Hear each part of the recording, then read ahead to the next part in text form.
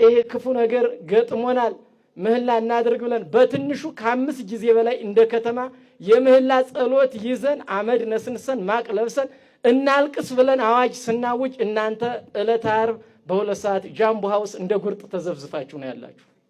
መጀመሪያ ይይተው።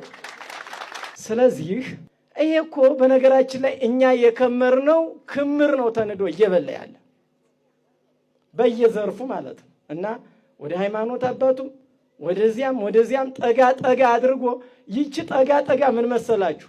የሆነ ነገር አናግሮ የሆነ ታርጋ ለጥፎ ዋጋ ለማስከፈል እንዳትሞኙ ዋጋ እንከፍል።